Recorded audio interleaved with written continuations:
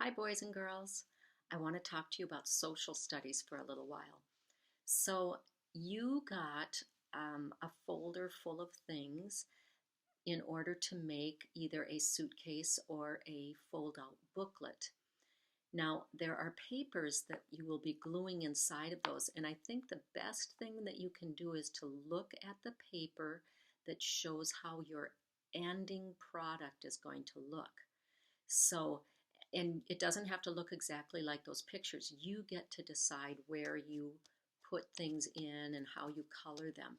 But the information that you put on these things is important.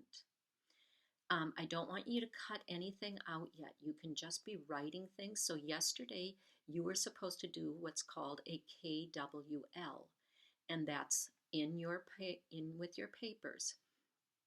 And I showed you how that should look. If you need to go back and look at yesterday's video. Um, but there's going to be some other um, pieces that you will later cut out and glue into your booklet. But I don't want you to lose anything. So if you've already cut some things out, that's okay. You're going to need to fill them in, and then just don't lose them. Keep them safe so that you can glue everything into your suitcase or your fold-out book. So there's going to be some information that you'll need to listen to that has to do with vocabulary. I'm also going to be reading some reasons why people immigrate to the United States. And I'm also going to be reading some things that talk about cause and effect. And you'll find some papers in with your things, your social studies things, that ask for causes and effects. And you can listen to what I'm reading and write one of those down, or you can go online and find other reasons why people come to America. Same thing with the vocabulary. I'm going to be reading some vocabulary words. And if you look at your paper, it looks like this, and it's at the back of your page. I missed the top two paragraphs. Somehow they didn't get copied, but they are in the email.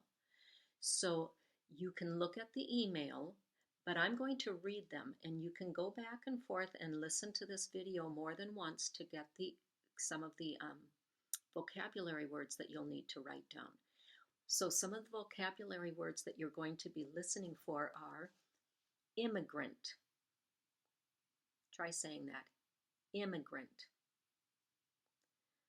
Next, immigration. Say it. Immigration. You'll find this word,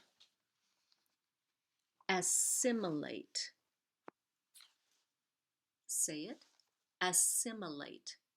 When I look at that word, I see sim in there, like similar. Assimilate. Let's listen for that definition when we get to it. Then there's another word called nativism. And you know, native means you're born in that country. So nativism. Another word is melting pot. And I'm going to go ahead now and read, and you can follow along. You have it in the email. You have this part of it on paper. Okay. A nation of immigrants. Immigrants are people who come to live permanently in a new country. Immigrants have been coming to the United States for hundreds of years. Immigration, or the movement of people from one nation to another where they are not citizens, happens for many reasons. Some immigrant people come to the United States for new opportunities in education and jobs. Others are looking for a chance at a better life.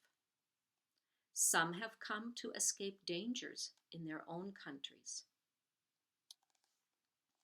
Some immigrants came only with the clothes they were wearing. Some traveled with suitcases or trunks with treasured belongings such as tools, kitchen utensils, extra shoes, or letters from loved ones. They traveled through Ellis Island and other ports of entry where ships can dock.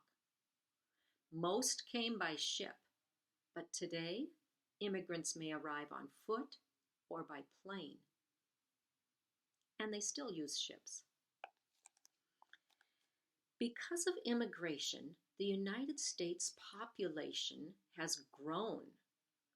As a result, large cities have developed. Some immigrants do not speak English, so many schools have lessons in different languages. Immigrants bring traditions and new foods to their new country. As a result, many ethnic restaurants have opened. As immigrants have tried to assimilate or become a part of the community like others, they have sometimes faced difficulties and prejudice. People who have lived in the United States since birth might have an attitude of nativism or a feeling that they must protect their own interests from new people moving in. Immigrants bring their culture, traditions, languages, religions, foods, etc. to the United States.